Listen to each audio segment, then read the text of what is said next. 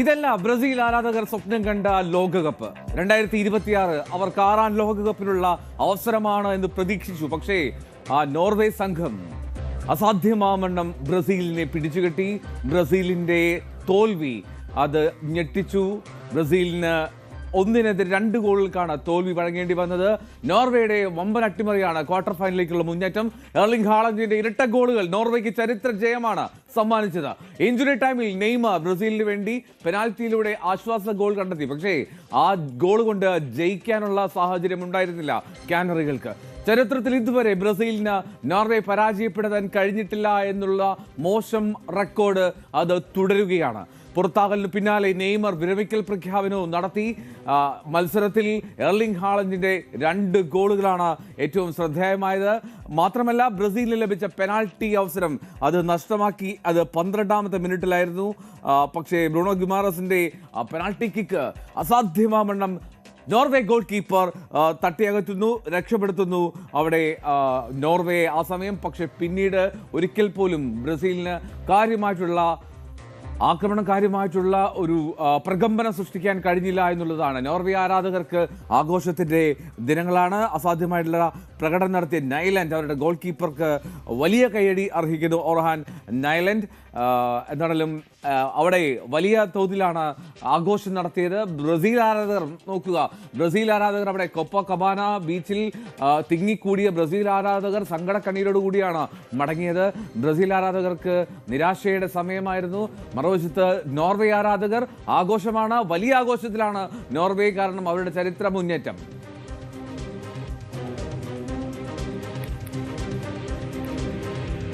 Norway ആരാധകരുടെ ആഘോഷം അത് മനോഹരമായിട്ടുള്ള ആഘോഷമായിരുന്നു നോർവേ. കാരണം ബ്രസീൽ ഇത്രമാത്രം കരുത്തരായിട്ടുള്ള ബ്രസീൽ. കഴിഞ്ഞ ദിവസം വാർത്താ സമ്മേളനത്തിൽ നോർവേ പരിശീലകൻ പറഞ്ഞു തന്നെ ബ്രസീൽ ആർ ക്ലിയർ ഫേവറേറ്റ്സ്. പക്ഷേ 4-5 വർഷങ്ങൾ മുമ്പുള്ള ബ്രസീൽ അല്ല ഇത് എന്നും അദ്ദേഹം പറഞ്ഞു. അത് അക്ഷരാർത്ഥത്തിൽ കളത്തിൽ കാണുകയും ചെയ്തു. നോർവേ ആരാധകരുടെ ആഘോഷം കാണുക. റൈറ്റ്, ഇനി കാർലോ ആഞ്ചലോട്ടി ബ്രസീലിയൻ പരിശീലകനും മത്സരശേഷം പറഞ്ഞത് എന്താണെന്ന് കേൾക്കാം. ആഞ്ചലോട്ടി പറയുന്നത് അവർക്ക് അവസരങ്ങൾ ക്രിയേറ്റ് ചെയ്യുന്നതിൽ നോർവേ കാണിച്ച മിടുക്ക്. മാത്രമല്ല ബ്രൂണോ ഗിമേറസിന് പെനാൽറ്റി എടുക്കാനുള്ള സാഹചര്യത്തെയും അദ്ദേഹം ന്യായീകരിച്ചു. അതൊരു അനലിറ്റിക്കലായിട്ടുള്ള തീരുമാനമാണ് എന്നാണ് ബ്രസീലിയൻ കോച്ച് പറയുന്നത്. We knew that they could play with this style. They try to keep the intensity of the game low with the possession. We had difficulty to press high, but we didn't want to press high. Honestly, for 70 minutes the game was under control, and after that appeared Haaland that decided the game. Brazil Norway മത്സരം അത് നമുക്ക് വിശദമായി നോക്കാം. Joseph George, football commentator, football വിദഗ്ധൻ നമ്മോടൊപ്പം തത്സമയമുണ്ട്. Joseph, Brazil ആരാധകർക്ക് വല്ലാത്ത നിരാശയാണ്. നിരാശപ്പെട്ടേ മതിയാകൂ. ക്വാർട്ടർ ഫൈനൽ എത്താതെ അവർ മടങ്ങുകയാണ്. വല്ലാത്തൊരു ദിവസമാണ് എന്നുള്ളതിൽ സംശയമില്ല. പക്ഷേ ഈ ജയം നോർവേ വളരെ കൃത്യമായി അർഹിച്ചിരുന്നില്ലേ? നോർവേയുടെ ക്രെഡിറ്റിൽ തന്നെ പോകേണ്ട ഒരു മത്സരമായിരുന്നില്ലേ അത്? തീർച്ചയായിട്ടും നോർവേ കൃത്യമായ പ്ലാനിങ്ങോടുകൂടിയാണ് ഈ മത്സരത്തിലേക്ക് വന്നത്. അവർക്ക് എന്താണ് ചെയ്യേണ്ടത്, എങ്ങനെയാണ് പൊസഷൻ നിലനിർത്തേണ്ടത്. ബ്രസീലിന് വെറും 34% പൊസഷൻ കിട്ടിയുള്ളൂ. പന്ത് മുഴുവൻ നോർവേയുടെ പക്കലായിരുന്നു എന്നുള്ളതാണ്. ഇത് ബ്രസീൽ തന്നെയാണോ എന്ന് ആരാധകരെ ചിന്തിപ്പിക്കുന്ന രീതിയിൽ. പണ്ടൊക്കെ നമ്മൾ ജോഗാ ബൊനിറ്റോ എന്ന് പറഞ്ഞ ബ്രസീലിന്റെ ആ ഒരു കളിശൈലി ഒത്തിരി അധികം ആരാധകർ ഇഷ്ടപ്പെട്ട് അങ്ങനെ സപ്പോർട്ട് ചെയ്തിരുന്ന ബ്രസീൽ തന്നെയാണോ ഇന്ന്? ബ്രൂണോ ഗിമാറസ് പെനാൽറ്റി എടുക്കാൻ വന്നതിനെ കുറിച്ച് കാർലോ ആൻസലോട്ടി പറയുകയുണ്ടായി. പക്ഷേ ബ്രൂണോ ഗിമാറസ് ആദ്യമായിട്ടാണ് ബ്രസീലിന് വേണ്ടി ഒരു പെനാൽറ്റി എടുക്കുന്നത്. അങ്ങനെ ഒരു പെനാൽറ്റി സ്പെഷ്യലിസ്റ്റ് ആണ്. അത് അനലിറ്റിക്കൽ ആയിട്ടുള്ള തീരുമാനമാണെങ്കിൽ അദ്ദേഹത്തിന് ഇതിനു മുമ്പ് അവസരം കൊടുത്തുകൂടായിരുന്നോ? നെയ്മാറിന്റെ ശൈലിയൊക്കെ ഫോളോ ചെയ്തു, ശരി തന്നെ. പക്ഷേ ഗോൾ കീപ്പർ അതേ വഴിക്ക് തന്നെയാണ് ചാടിയത്. നെയ്മാർ ഗോൾ കീപ്പറെ വേറൊരു വഴിക്ക് വിട്ടിട്ടാണ് പൊതുവെ പെനാൽറ്റി അടിക്കുന്നത്. പക്ഷേ ബ്രൂണോ ഗിമാറസ് തുടക്കത്തിൽ തന്നെ മൊമെന്റവും കളിയും വശത്താക്കാനുള്ള ഒരു അവസരമാണ് നഷ്ടപ്പെടുത്തിയത്. അതിനുശേഷം എൻറിക്ക് വന്നപ്പോൾ അദ്ദേഹത്തിന് ഒരു അവസരം കിട്ടിയിരുന്നു, അത് പാഴാക്കി. ഇപ്പൊ ബ്രസീലിന് കിട്ടിയ അവസരങ്ങൾ പാഴാക്കി, അത് നമ്മൾ തള്ളിക്കളയാൻ പറ്റത്തില്ല. പക്ഷെ കളിച്ചത് നോർവേയാണ്. നല്ല മനോഹരമായിട്ട് അവരുടെ 3 മിഡ്ഫീൽഡേഴ്സും 90% കൂടുതൽ ആക്യുറസി ആയിട്ട് കളി നിയന്ത്രിച്ചു. എർലിംഗ് ഹാലണ്ട് ഗോൾ അടിക്കും നമുക്കറിയാം, അദ്ദേഹത്തിന് അവസരം സൃഷ്ടിക്കുമെന്നും അറിയാം. അങ്ങനെ നോർവേ അവസരം സൃഷ്ടിച്ചു കൊടുത്തു. എർലിംഗ് ഹാലണ്ട് നല്ല മനോഹരമായി ഫിനിഷ് ചെയ്തു. ആദ്യത്തെ ഹെഡർ വിൻ ചെയ്തൊക്കെ നോക്കുക. അദ്ദേഹം അത്ര അഡ്വാൻറ്റേജസ് പൊസിഷൻ ആയിരുന്നില്ല, പക്ഷെ ഗബ്രിയലിനെ നിഷ്പ്രഭനാക്കിക്കൊണ്ട് ഗബ്രിയേൽ മനോഹരമായ ഹെഡർ വിൻ ചെയ്യുന്നു. അതിനുശേഷം അദ്ദേഹം തന്നെ ഹാലൻഡ് വിൻ ചെയ്യുന്നു. അദ്ദേഹം തന്നെ അതിനുശേഷമുള്ള രണ്ടാമത്തെ ഗോൾ എന്ന് പറഞ്ഞാൽ ഒന്ന് പ്രോപ്പർ ബാക്ക് ലിഫ്റ്റ് പോലും ഇല്ല, അതിനുള്ള സമയമില്ല. പക്ഷെ അനായാസമായിട്ട് ഞാൻ ഒന്നും ചെയ്യുന്നില്ല എന്ന് തോന്നിപ്പിക്കുന്ന രീതിയിൽ ഒരു ഷോട്ട് എടുക്കുന്നു, അത് ഗോളാവുന്നു. നോർവേ ശരിക്കും അർഹിച്ച വിജയമാണ്. അവരാണ് കളി നിയന്ത്രിച്ചത്, അതിനനുസരിച്ച് അവർ വിജയിക്കുകയും ചെയ്തു. അട്ടിമറി നമുക്ക് പറയാം, കാരണം ബ്രസീലാണ് 5 ടൈം ചാമ്പ്യൻസ് ആണെങ്കിലും വേൾഡ് കപ്പ് ആകുമ്പോൾ അവരൊരു പ്രത്യേക തരത്തിൽ വളരെയധികം അട്രാക്റ്റീവായിട്ട് കളിക്കാറുണ്ട്. പക്ഷെ ഇത്തവണ പതിയെ ഹൃദയത്തിലേക്ക് എത്തിയെന്നൊക്കെ തോന്നി. ഓരോ മത്സരം കഴിയുമ്പോൾ മെച്ചപ്പെടുന്ന ബ്രസീലിനെ കണ്ടെങ്കിലും ഇന്ന് നിരാശപ്പെടുത്തി. റൈറ്റ്. ഇനി ആഞ്ചലോട്ടി പറഞ്ഞത് ഈ ബ്രസീൽ ടീമിലെ പ്രധാനപ്പെട്ട പെനാൽറ്റി ടേക്കേഴ്സ്, അത് ഓർഡർ നോക്കുകയാണെങ്കിൽ ഒന്ന് നെയ്മറാണ്, 2 റഫീഞ്ഞയാണ്, 3ാമത് ഗിമേറസ് ആണെന്നാണ് ആഞ്ചലോട്ടി പറഞ്ഞത്. പക്ഷേ എന്താണെങ്കിലും മറ്റു രണ്ടുപേരും പിച്ചിലില്ല, അതുകൊണ്ട് സ്വാഭാവികമായിട്ട് തേർഡ് ഓപ്ഷൻ ആയിട്ടുള്ള ഗിമേറസിലേക്ക് പോയി എന്നാണ്. എന്താണെങ്കിലും ആ തീരുമാനം പാളി എന്നുള്ളതിൽ സംശയമില്ല. അവിടെ പറയേണ്ടത് ഈ നോർവേ ഗോൾ കീപ്പർ നൈലൻഡ്, അയാൾ എന്തൊരു പ്രകടനമാണ്. യെസ്, അത് വളരെ നല്ലൊരു ആറ്റിറ്റ്യൂഡ് മെന്റാലിറ്റി അവിടെ നമ്മൾ കണ്ടു. പുള്ളി ആ പെനാൽറ്റി സേവ് ചെയ്താൽ മാത്രമല്ല സെക്കൻഡ് ഹാഫിൽ ഒരു ഡിഫ്ലക്ഷൻ ഉണ്ടായിരുന്നു, ഒരു ഡിഫൻഡറുടെ ഡിഫ്ലക്ഷൻ ഓൺ ഗോളിലേക്ക് പോകുന്നത് വളരെ മനോഹരമായിട്ടാണ് പുള്ളി പിന്നിലേക്ക് ചാടിയത്, അകറ്റിയതും. ആകെ 3 സേവേ ഉള്ളതാണ് എന്റെ ഓർമ്മ. ഇത് ഓൺ ഗോൾ വരുന്നത് സേവ് ആയിട്ട് കണക്ക് കൂട്ടില്ലല്ലോ. പക്ഷെ എന്നാലും അദ്ദേഹം കൃത്യമായിട്ട് ബോക്സ് കമാൻഡ് ചെയ്തു. ഒരിക്കലും ബ്രസീൽ ഗോൾ അടിക്കുമെന്ന് ഈ മത്സരത്തിൽ തോന്നിയില്ല. 14 ഷോട്ടൊക്കെ അടിച്ചു, XG ഒത്തിരി കൂടുതലായിരുന്നു, പക്ഷെ അവർ ഗോൾ അടിക്കുമെന്നുള്ളൊരു തോന്നൽ അങ്ങനെ വന്നില്ല. അവസാനത്തെ 2 പെനാൽറ്റി കിട്ടിയ മത്സരമാണെന്ന് നോക്കണം. എന്നാൽ പോലും ഗോൾ കീപ്പറുടെ ആ ഒരു കമാൻഡിങ് പെർഫോമൻസ് നമ്മൾ എടുത്തു പറയണം. എപ്പോഴൊക്കെ ആവശ്യമുണ്ടോ അന്നേരമൊക്കെ പുള്ളി കൃത്യമായിട്ട് വന്നു. ഓഡേഗാർഡും അതുപോലെ തന്നെ സാൻഡബെർഗും പാട്രിക് ബെർഗ്, ഈ 3 മിഡ്ഫീൽഡേഴ്സ് നന്നായി കളിച്ചു. പക്ഷെ ഇവരുടെ ഇന്ന് പൊസഷൻ റാഞ്ചി എടുത്ത് പെട്ടെന്നുള്ള കൗണ്ടർ അറ്റാക്ക് ആയിരുന്നു. ബ്രസീലിന്റെ പതിവ് ശൈലിയല്ല, കൗണ്ടർ അറ്റാക്കുകൾ വളരെ പെട്ടെന്നായിരുന്നു. അങ്ങനെ വരുമ്പോൾ ഗോൾ കീപ്പർ പ്രിപ്പയർ ചെയ്യാൻ സമയം കിട്ടില്ല, പെട്ടെന്ന് റെഡി ആവണം. ആ സമയത്ത് എപ്പോഴൊക്കെ നൈലാൻഡിനെ വിളിച്ചോ അദ്ദേഹമൊക്കെ റെഡി ആയിരുന്നു. ബ്രസീലിനുള്ള അവസരങ്ങൾ നിഷേധിച്ചു, വാതിൽ അടച്ചു കൊടുത്തു എന്ന് പറയാം. ഇനി ഏതാണ്ട് 79 മിനിറ്റിലാണ് ഗോളെങ്കിൽ പോലും 75 മിനിറ്റ് വളരെ കൃത്യമായി ഹാളൻഡിനെ പിടിച്ചു കെട്ടി ബ്രസീൽ. പക്ഷേ എനിക്ക് തോന്നുന്നു ആന്ദ്രേ ഷെൽഡ്രൂപ്പിന്റെ ആ വരവ് അത് വല്ലാത്ത തരത്തിൽ ആ കളിയുടെ ഒരു റിതം നോർവേക്ക് അനുകൂലമാക്കിയെന്ന് തോന്നുന്നു, അല്ലേ? യെസ്, അദ്ദേഹത്തിന്റെ ആ ഒരു ക്രോസിൽ തന്നെയാണല്ലോ ആ ഗോള് വന്നതും. അത് ശരിക്കും പറഞ്ഞാൽ നോർവേ നന്നായി പൊസഷൻ മെയിൻറ്റെയിൻ ചെയ്യുന്നുണ്ടായിരുന്നു, പക്ഷെ ക്ലിയർ കട്ട് അവസരങ്ങൾ സൃഷ്ടിക്കുന്നില്ല. എതിരാളികളുടെ ബോക്സിൽ പൊതുവെ ഹാലൻഡിന് അങ്ങനെ ഡേഞ്ചറസ് ആയിട്ടുള്ള പൊസിഷനിൽ പന്ത് എത്തിച്ചു കൊടുക്കാൻ പറ്റിയില്ല എന്ന് വേണമെങ്കിൽ പറയാം. പക്ഷെ അങ്ങനെ നോക്കുവാണെങ്കിലും നന്നായി പൊസഷൻ മെയിൻറ്റെയിൻ ചെയ്ത നോർവേക്ക് ഒരു ഫൈനൽ തേർഡിൽ ഒരു ഡിഫറെന്റ് എഡ്ജ്, ഒരു അറ്റാക്കിംഗ് എഡ്ജ് വന്നത് ഷെൽഡ്രൂപ്പ് വന്നപ്പോഴാണ്. അദ്ദേഹത്തിന്റെ ആ ക്രോസിൽ നിന്ന് മനോഹരമായി ഹെഡ് ചെയ്തു. അതിനുശേഷം രണ്ടാമത്തെ ഗോൾ വന്നപ്പോഴാണെങ്കിൽ നോക്കുക, അതിന് പിന്നെയുള്ള നോർവേയുടെ ആക്രമണങ്ങൾക്ക് ഒരു പുതുജീവൻ വെച്ച പോലെയായിരുന്നു. അപ്പോൾ ആ ഒരു സബ്സ്റ്റിറ്റ്യൂഷൻ കൃത്യമായി വർക്ക് ചെയ്തു. ഇനി മറുവശത്ത് ചിന്തിക്കുകയാണെങ്കിൽ ബ്രസീലിന്റെ ആദ്യത്തെ സബ്സ്റ്റിറ്റ്യൂഷനിലാണ് അവർക്ക് മൊമെന്റം കിട്ടിയത്, എൻട്രിക്കിന്റെ. എന്നാൽ ഇങ്ങനെ ഡിഫൻസീവ് ആയിട്ട് കൗണ്ടർ അറ്റാക്കിൽ കളിക്കാനായിരുന്നെങ്കിൽ ഒരു പക്ഷേ കുറച്ചുകൂടെ നല്ല ഡിഫൻസീവ് മിഡ്ഫീൽഡേഴ്സ്, 2 ഡിഫൻസീവ് മിഡ്ഫീൽഡേഴ്സിനെ വെച്ച് കളിച്ചുകൂടായിരുന്നോ? കാസമീരോയും ഫാബിഞ്ഞോയും പന്ത് വീണ്ടെടുക്കാനെങ്കിലും സഹായിച്ചേനല്ലോ. അപ്പൊ ബ്രസീലിനെ സംബന്ധിച്ചിടത്തോളം ആൻസലോട്ടിയുടെ തന്ത്രം പാളി എന്നുള്ളത് വ്യക്തമാണതിൽ. നോർവേ മാനേജർ ആണെങ്കിൽ കൃത്യമായിട്ട് അവരുടെ തന്ത്രങ്ങൾ വിജയിപ്പിക്കുകയും ചെയ്തു. ഇനി എന്താണെങ്കിലും സങ്കട കാഴ്ച അത് നെയ്മറിന്റെ തിരിച്ചുപോക്കാണ്. കരഞ്ഞാണ് നെയ്മർ ആ കളത്തിൽ നിന്ന് കയറുന്നത്. നെയ്മർ എങ്ങനെയായിരിക്കും നെയ്മറിനെ ലോകകപ്പ് അടയാളപ്പെടുത്തുക? ശരിക്കും ലോകകപ്പിൽ 4 ലോകകപ്പിൽ ഗോൾ അടിക്കുന്ന രണ്ടാമത്തെ ബ്രസീലിയനാണ് പെലെക്ക് ശേഷം. പക്ഷെ പെലെ കളിച്ച 4 ലോകകപ്പിൽ 3 വിജയിച്ചു. 3 കിരീടമുണ്ട് അദ്ദേഹത്തിന്. നെയ്മറിന് ഒരു കിരീടം പോലും ഇല്ല. ശരിക്കും അവസാനത്തെ 7 വേൾഡ് കപ്പിൽ ബ്രസീൽ എല്ലാ തവണയും നോക്കൌട്ടുകളിലൊക്കെ പുറത്തയക്കുന്നത് യൂറോപ്യൻ ടീംസിനെതിരെയാണ്. ഇതും നോർവേ എന്ന് പറയുമ്പോൾ അത്ര ശക്തരായ ഒരു ടീമിനെ അല്ല പ്രതീക്ഷിക്കുന്നത്. പണ്ട് ജോൺ ഡാൽ ടൊമാസനും ടൊറെ ആൻഡ്രോ ഫ്ലോയൊക്കെ ഉണ്ടായിരുന്നെങ്കിലും അവരൊരിക്കലും ഇത്ര എത്തിയിട്ടില്ല. ആദ്യമായിട്ട് അവർ ക്വാർട്ടറിൽ എത്തുന്നത് അത് ബ്രസീലിനെ പരാജയപ്പെടുത്തിക്കൊണ്ട്. നെയ്മറിനെ സംബന്ധിച്ചിടത്തോളം ഇപ്പം ബെൽജിയത്തിനോട് തോറ്റത്, ക്രൊയേഷ്യയോട് തോറ്റത്, ജർമ്മനി ഒരിക്കലും മറക്കാൻ പറ്റില്ല. അന്ന് നെയ്മർ ഇല്ലായിരുന്നു, നെയ്മറിന്റെ പരിക്ക് പറ്റിയിട്ടാണ് 2014. പക്ഷെ അതിനുശേഷമുള്ള ഈ തോൽവികളിലൊക്കെ അദ്ദേഹം ഉണ്ടായിരുന്നിട്ടും അദ്ദേഹത്തിന് മാറ്റാൻ പറ്റിയില്ല. 4 വേൾഡ് കപ്പിൽ കളിച്ചു, 4ലും ഗോൾ അടിച്ചു, പക്ഷെ ഒരിക്കൽ പോലും കിരീടം ഉയർത്താൻ പറ്റിയില്ല. അപ്പോൾ സുൽത്താൻ കിരീടമില്ലാതെ മടങ്ങേണ്ടി വരും. അതിന്റെ ഒരു നിരാശ അദ്ദേഹത്തിന് ഉണ്ടാവും. കാരണം ബ്രസീലിൽ വിജയിക്കുന്നവർക്കാണ് അംഗീകാരമുള്ളത്. റൈറ്റ്. എന്താണെങ്കിലും മറ്റൊരു മത്സരം അവിടെ പുരോഗമിക്കുന്നത് മെക്സിക്കോ ഇംഗ്ലണ്ടാണ്. മെക്സിക്കോ മത്സരം 2-1 ഇംഗ്ലണ്ട് ലീഡ് ചെയ്തു. പക്ഷേ ഇംഗ്ലണ്ടിനൊരു റെഡ് കാർഡ് ഉണ്ട് ജോസഫ്. ഈ അസ്റ്റെക്ക സ്റ്റേഡിയം എങ്ങോട്ടാണ് പോകുന്നത് ഒന്നും മനസ്സിലാവുന്നില്ല. അല്ല, ഇത് കളിയുടെ ആ ഒരു ഫ്ലോ വെച്ച് നോക്കുകയാണെങ്കിൽ തുടക്കം മുതൽ ആക്രമിച്ച് കളിച്ച മെക്സിക്കോയാണ്. പക്ഷേ ജൂഡ് ബെല്ലിംഗ്ഹാമിനോട് ഇംഗ്ലണ്ട് 2 ഗോൾ അടിച്ച് ലീഡ് നേടി അവർ ജയിക്കുമെന്നൊക്കെ ഏകദേശം ഉറപ്പിക്കുന്നൊക്കെ തോന്നിയ ഒരു അവസരത്തിലായിരുന്നു കിനേനസിലൂടെ മെക്സിക്കോ തിരിച്ചടിക്കുന്നത്.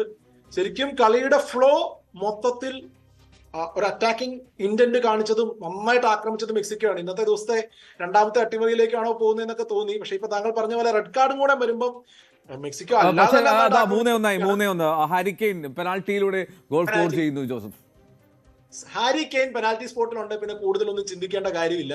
അതും ഇന്നും രണ്ടാമത്തെ ഗോളിലും ഹാരി കെയ്ന്റെ ആ ഒരു ക്ലെവർ ഇടപെടൽ നമ്മൾ കണ്ടതാണ്. ഹാരി കെയ്ൻ ശരിക്കും ആ ഒരു ആംഗിളിൽ നിന്ന് ഷോട്ട് അടിക്കുമെന്നല്ല എല്ലാവരും വിചാരിച്ചത്. പക്ഷേ ജൂഡ് ബെല്ലിംഗമിന് അറിയാമായിരുന്നു അതൊരു ഷോട്ട് അല്ല, പാസ്സാ വരുന്നത്. കാരണം അദ്ദേഹം പാസ് കൊടുത്തിട്ട് അദ്ദേഹം തിരിച്ചോടി ആ റണ്ണ് കണ്ടിന്യൂ ചെയ്ത് ഫിനിഷിംഗ് ടച്ച് കൊടുക്കുകയായിരുന്നു. അപ്പൊ ഹാരി കെയ്ന്റെ ഒരു ഇമ്പാക്ട് ഈ മത്സരത്തിൽ ഇപ്പോൾ ഒരു അസിസ്റ്റ് ഒരു ഗോളുമായി. അതുപോലെ തന്നെ നമ്മൾ എടുത്തു പറയേണ്ടതാണ് സാക്ക, ഡെക്ലൻ റൈസ്. ആദ്യത്തെ 2 ഗോളിലും ഡെക്ലൻ റൈസ് ആണ് അതിന്റെ ആ ബിൽഡപ്പിൽ നിർണായകമായ പങ്ക് വഹിച്ചത്. റൈസ് ആദ്യ മിനിറ്റിൽ യെല്ലോ കാർഡ് കിട്ടിയ താരമാണ്. അപ്പൊ താങ്കൾ പറഞ്ഞതുപോലെ റെഡ് കാർഡ് വരുന്നുണ്ടെന്ന് നമുക്ക് തുടക്കത്തിൽ ഊഹിക്കായിരുന്നല്ലേ. ഇപ്പോഴും അദ്ദേഹം കളത്തിലുണ്ട്, വേറെ ആൾക്കാണ് കിട്ടിയത്, അതൊക്കെ ശരി തന്നെ. എന്നാലും ഇനി 30 മിനിറ്റ് ഇനിയും ബാക്കിയുണ്ട്. 3-1 പക്ഷെ ഇനിയും 30 മിനിറ്റ് ബാക്കിയുണ്ട് മെക്സിക്കോയ്ക്ക്. കംഫർട്ടബിൾ ആണോ ഉറപ്പിക്കാൻ പറ്റില്ല. കാരണം ഇവരുടെ പരിചയ സമ്പത്ത് ഒത്തിരി ഗുണം ചെയ്യും. ഇംഗ്ലണ്ടാണ്, പൊസഷൻ ഇല്ലാതെ അവർ ഡിഫെൻഡ് ചെയ്യുന്നുണ്ട്. അത് തന്നെയാണ് ഇനി മുന്നോട്ട്. പ്രത്യേകിച്ചും ഹാരി കെയ്നൊക്കെ നന്നായിട്ട് ഡീപ്പായിട്ട് വന്ന് ഡിഫെൻഡ് ചെയ്യും. അദ്ദേഹത്തിന്റെ ലോങ് ബോളുകൾ സൂക്ഷിക്കണം. മാത്രമല്ല 3-1 എന്നുള്ള ലീഡ് അത് വലിയ അഡ്വാൻറ്റേജ് ആണ് ഇനി കംപ്ലീറ്റ് ഡിഫൻസിലേക്ക് പോയാൽ പോലും. തീർച്ചയായിട്ടും കംപ്ലീറ്റ് ഡിഫൻസിലേക്ക് ഇംഗ്ലണ്ടിന് അങ്ങനെ പോകാൻ പറ്റില്ല. അവർക്കൊരു അറ്റാക്കിംഗ് ഔട്ട്ലെറ്റ് നിർത്തണം. പക്ഷേ കെയ്ൻ അടക്കമുള്ള താരങ്ങൾ പിന്നിലേക്ക് ഇറങ്ങും. അവർ കൗണ്ടർ അറ്റാക്കിന് ഇങ്ങനെ കളിക്കണം. ഇനിയിപ്പം 10 പേരായിട്ട് കളിക്കണമല്ലോ. ആതിഥേയരാണ്. 10-12 നല്ല സപ്പോർട്ട് മെക്സിക്കോയ്ക്ക് ഉണ്ട്. അപ്പൊ ആ ഒരു 12th മാന്റെ സപ്പോർട്ടൊക്കെ ഉപയോഗിച്ച് മെക്സിക്കോ ആക്രമിച്ചുകൊണ്ടേയിരിക്കും. എടുത്തു പറയേണ്ട ഒരു കാര്യം, ഹാരി കെയ്ൻ ഗോൾ അടിച്ചു എന്ന് പറയുമ്പോൾ മറ്റേ നമ്പർ 9 റൗൾ ഹിമെനസ് ഇന്ന് നിർഭാഗ്യവാനാണ്. ആദ്യ പകുതിയിൽ ഗോളെന്ന് ഉറപ്പിച്ച ഒരു 3 അവസരങ്ങളെങ്കിലും അദ്ദേഹത്തിന് ഉണ്ടായിരുന്നു. 2 തവണ ബിഗ്ഫോർഡ് സേവ് ചെയ്തു, ഒരെണ്ണം പുറത്തേക്ക് പോയി.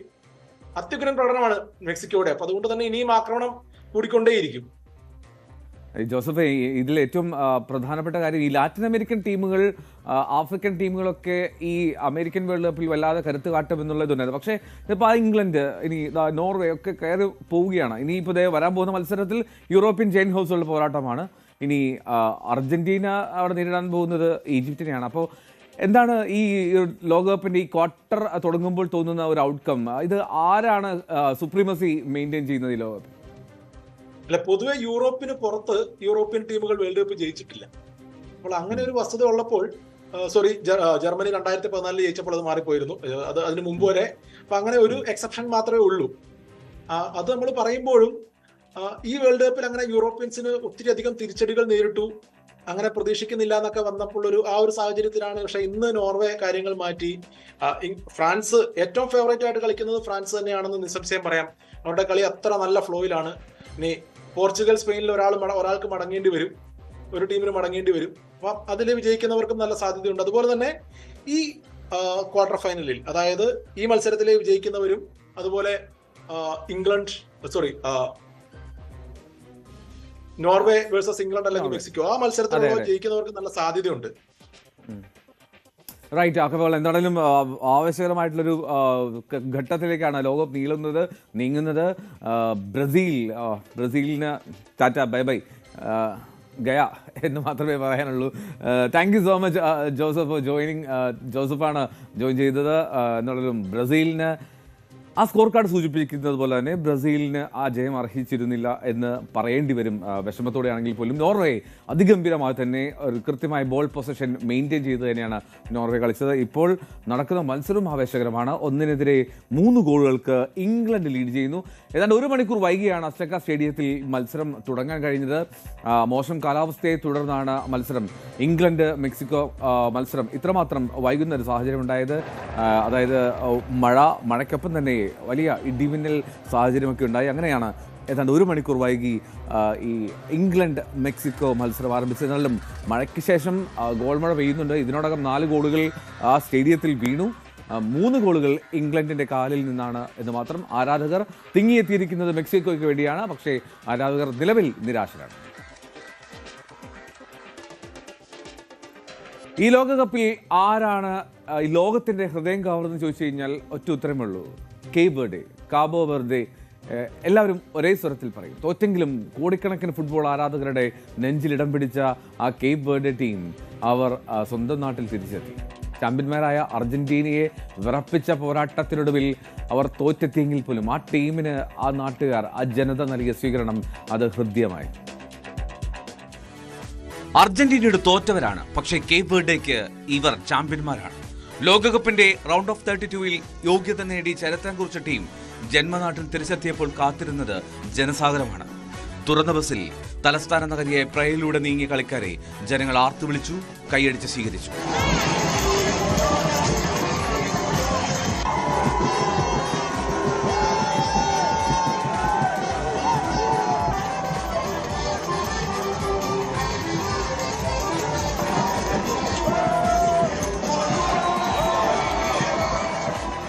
വിമാനത്താവളത്തിലെത്തിയ ഗോൾ കീപ്പർ ഒസീന്യ, പിക്കോ ലോപ്പസ്, റയൻ മെൻഡിസ് തുടങ്ങിയ പ്രിയ താരങ്ങളെ കെട്ടിപ്പിടിച്ചും സെൽഫി എടുത്തും ആരാധകർ വരവേറ്റു. പരമ്പരാഗത സംഗീത ഉപകരണങ്ങളുടെ അകമ്പടിയോടെ ജേഴ്സി അണിഞ്ഞ് ദേശീയ പതാകയേന്തി ആയിരക്കണക്കിന് ആരാധകർ പ്രിയ താരങ്ങൾക്കായി തെരുവിലിറങ്ങി.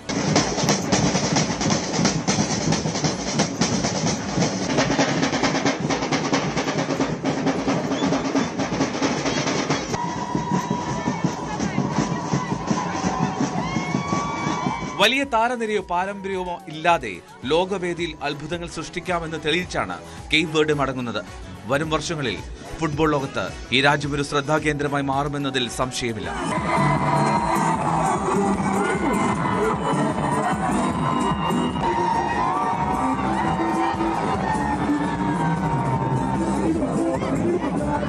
Welcome desk, news 18. ഇങ്ങനൊരു സ്വീകരണം അവർ അർഹിച്ചിരുന്നു എന്നുള്ളത് യാഥാർത്ഥ്യമാണ്.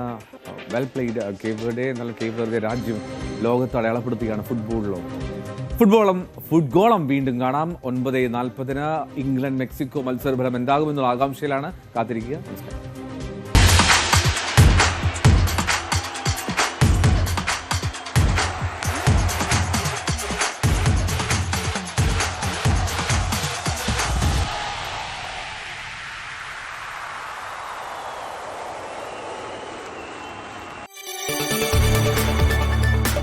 കൂടുതൽ വാർത്തകൾക്ക് news 18 Keralam YouTube channel subscribe ചെയ്യുക.